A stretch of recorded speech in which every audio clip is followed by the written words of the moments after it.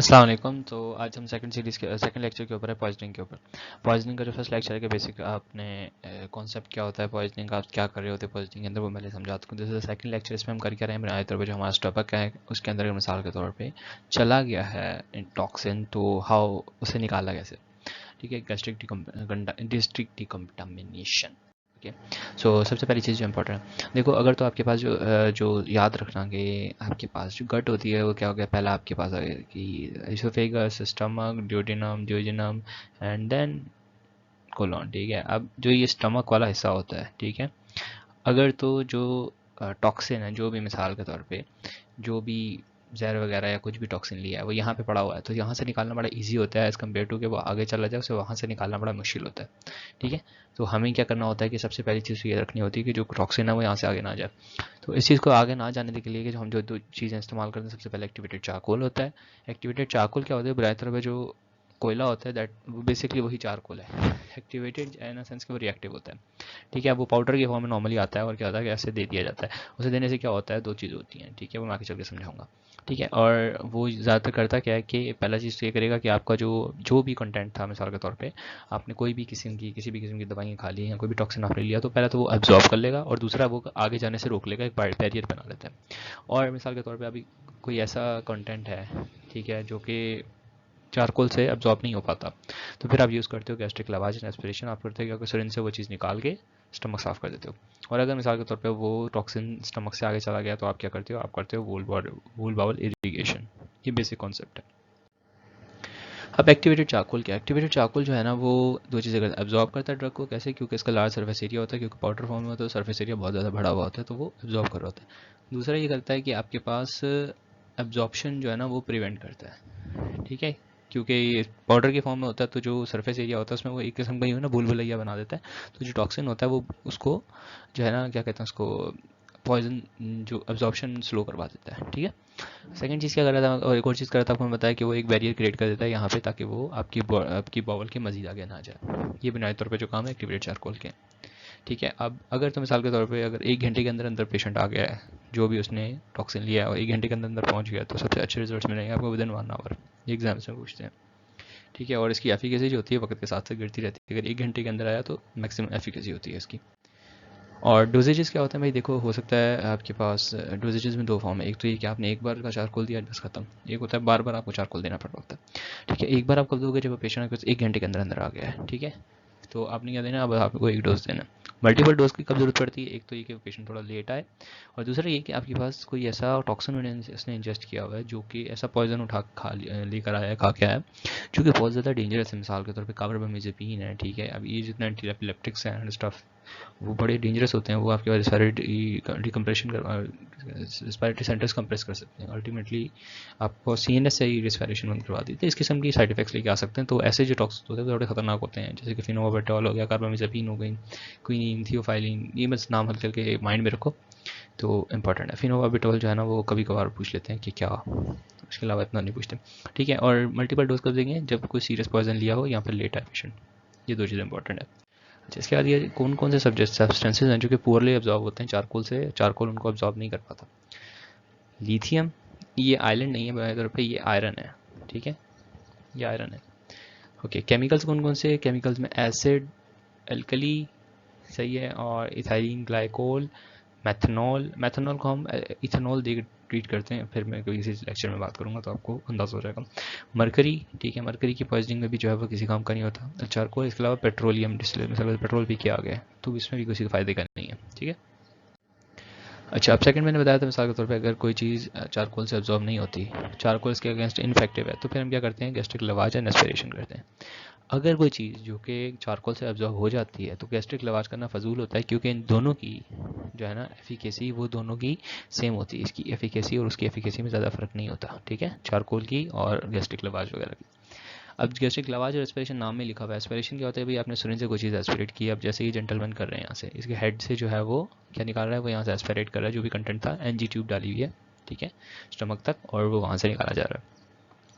और लवाज क्या है, जब आप निकाल लेते हो उसके बाद वार्म सलाइन जब यूज़ करते हो उसे जो है ना एक बार स्टमक साफ करके फिर दोबारा एस्पिरेट कर लेते हो आपने, मतलब सबसे पहले जो भी कंटेंट था वो निकाला, फिर दोबारा नॉर्मल सलाइन डाला, कंटेंट, और स्लो स्लो डालना कि वो ऐसा ना हो कि आप पुश कर दो डेडिनम में घुस जाए। स्लो स्लो आपने डाला और उसके बाद निकाल लिया। तो 2-3 बार करते हैं तो इससे होता है कि स्टमक पूरा साफ हो जाता है। इसको स्टमक वॉश भी कहते हैं, ठीक है, इसको स्टमक वॉश भी कहते हैं। हाँ, सादा जुबान में मैदा साफ़ किया, ये बेसिकली दैट मैदा साफ़ किया, ठीक है। It's associated with more complications, इसके मोर कॉम्प्लिकेशन ज़्यादा एसोसिएटेड होती हैं। सबसे ज़्यादा जो इसकी मोस्ट कॉमन कॉम्प्लिकेशन होती है वो एस्पिरेशन होती है कि आपके जो है ना वो गैस्ट्रिक कंटेंट लंग्स में चला गया, ठीक है। इसके अलावा जो पोजीशन आप नॉर्मली मेंटेन करते हैं वो लेफ्ट लैटरल पोजीशन होती है। एक बात पूछ लेते हैं। अच्छा, एक मैंने वीडियो अटैच की होगी, वीडियो के नीचे, इसी वीडियो के डिस्क्रिप्शन के अंदर आपको एक वीडियो मिली होगी। That video is basically how that gastric लवाज is done, ठीक है, वो देख लेना, आइडिया हो जाएगा। अगर मूड ओवर ना, मैंने बेसिकली जो बता दिया काफ़ी, इतना को पूछता नहीं से ज़्यादा। कॉन्ट्राइंडिकेशंस, कॉन्ट्राइंडिकेशन क्या क्या होती है जी गैस्ट्रिक लवाज की, आपको बताया, क्योंकि पहली चीज़ तो ये एस्पिरेशन हो गया। एस्पिरेशन की अब यहाँ तो आपको पता नहीं, जब आप आते हो कुछ नेक के एरिया में, तो आपके पास क्या है जी, आपके ओरोफेरिंजियल दोनों सिस्टम जो है ना, पल्मनरी और गैस्ट्रिक सेम सेम आ रहे हैं। अब यहाँ पे आके गैस्ट्रिक शुरू हो जाता है और ठीक है, इधर से जाके लंग्स बनने जाते हैं, ठीक है, व्हाटएवर, ड्राइंग्स को माफ करना लेकिन द पॉइंट इज कि समझाना चाह रहा हूँ। जब आप क्या करोगे जी, सिरिंज आपने एनजी डाली, बजाय एनजी लंग्स के जाने के, मतलब एनजी बजाय यहाँ जाने के स्टमक के, वो घुस गई यहाँ पे। पहली तो ये प्रॉब्लम आ सकती है, लंग्स में चली गई वो। अगर मिसाल के तौर पे वो लंग्स में नहीं भी गई और आपने जो गैस्ट्रिक एस्पिरेशन के लिए डाला था, ठीक है, जो भी अपने फ्लूइड पुश किया था, साफ किया था, तो हुआ क्या कि वो दोबारा ऊपर इसोफेगस की तरफ आया और अल्टीमेटली आके यहाँ घुस गया। एस्पिरेशन सबसे याद रखना, एस्पिरेशन सबसे बड़ी कॉम्प्लिकेशन होती है इसकी। और अगर तो मिसाल के तौर पे यहाँ पे याद है आपको एक वॉल्व होता था, air protection, epiglottis and stuff, वो इसको प्रोटेक्ट कर रहा होता है। अगर वो रिफ्लेक्सेस, एयर वे रिफ्लेक्सेस चले गए तो फिर आप नहीं कर सकते। करोगे होगा क्या, अल्टीमेटली यहाँ घुस जाएगा। तो इससे पहले आपको एक एंडोट्रेकल इंट्यूबेशन करनी होती है, उसके बाद ही आप ये चीज़ परफॉर्म कर सकते हो। इसके अलावा एसिड अल्कली में नहीं कर सकते। एसिड अल्कली मिसाल के तौर पे 10 सीसी का 10 ml जो है ना, उसने तेज़ाब पिया था, एसिड लिया। अब उसने आपने नॉर्मल सलाइन डाला, वो डाइल्यूट होकर 300 ml बन गया। वो बजाय फ़ायदा देने के उल्टा नुकसान करेगा, सही है। तो आप उसमें बढ़ा दे। इसी सेम चीज़ जो है वो पेट्रोलियम के साथ भी होती है। पेट्रोल आपने डाइल्यूट कर दिया, मजीद प्रॉब्लम करेगा। वो होगा क्या कि अल्टीमेटली ड्यूडेनम में घुस जाएगा और आगे आगे जीआई की तरफ चलता जाएगा और प्रॉब्लम्स क्रिएट करता जाएगा। इसके अलावा किसी पेशेंट को जीआई का रिस्क हो तो भी आप नहीं करोगे। बेसिक परफोरेशन वगैरह ये सारी चीज़ें आपको पता होनी चाहिए कि आप कब नहीं कर रहे होते हैं, ठीक है।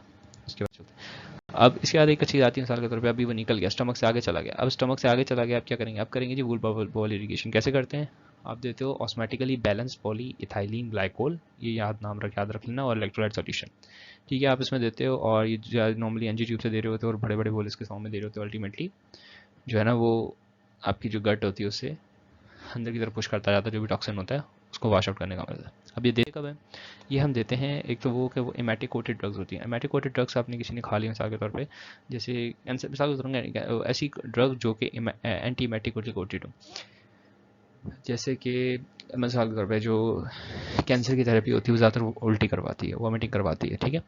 तो उसके लिए क्या होता है, उसके ऊपर एक कोट चढ़ा दिया जाता है, इसको एंटीमेटिक कोट कहते हैं। वो उसको उल्टी करवाने से बचाता है, ठीक है। अब अगर इस किस्म की कोई दवाई किसी ने खा ली है तो उसमें जो है ना आप होता क्या है कि वो उल्टी नहीं होती और वो पेशेंट के अंदर चली जाती है, ठीक है, वो ड्यूडेनम की तरफ चली गई, वो अल्टीमेटली नॉर्मल पेरिस्टाल्सिस से होते हुए नॉर्मली है जो है ना आपके स्टमक में घूमती, पूरी जो भी बावल का सिस्टम होता है उसमें नॉर्मली चलती रहती है। वो यहाँ से आई, यहाँ से आई, यहाँ से आई, अल्टीमेटली वो चलती रहती है। तो उसको फ्लश करवाने के लिए हम इसमें देते हैं। इसके अलावा लिथियम, आयरन और पैकोविल एसिड ड्रग्स।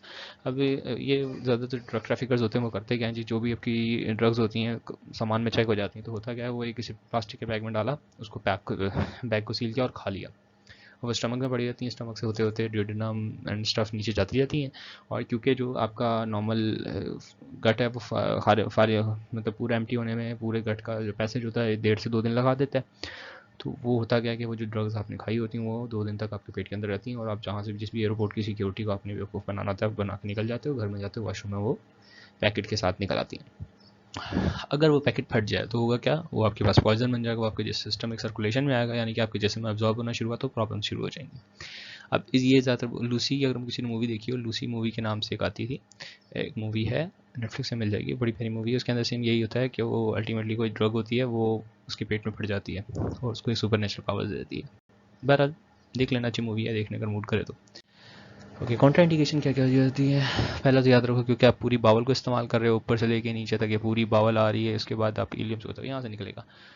अब यहाँ पे ऑब्स्ट्रक्शन आ गई है, ठीक है, आपने ऊपर से पुश किया जा रहे हो फ्लूइड, वो यहाँ के फंस गया, वो उल्टा गट को भरा जो सेल होती रहेगी, अल्टीमेटली परफोरेट करके निकल जाएगा, सही है।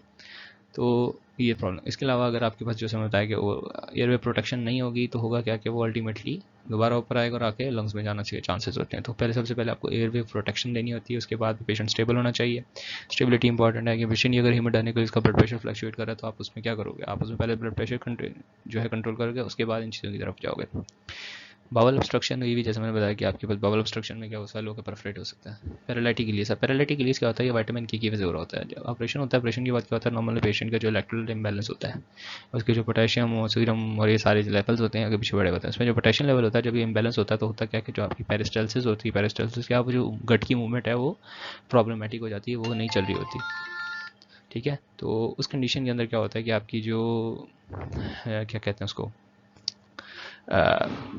जो फ्लोरा होता है, मतलब गट है, वो एक किस्म की रुकी भी है, तो उसमें पैरालिसिस हुआ है। ठीक है, जब तक आप पोटेशियम करेक्ट नहीं करते तो उसमें भी ये हुआ कि परफेक्शन की तरफ ले जाएगा।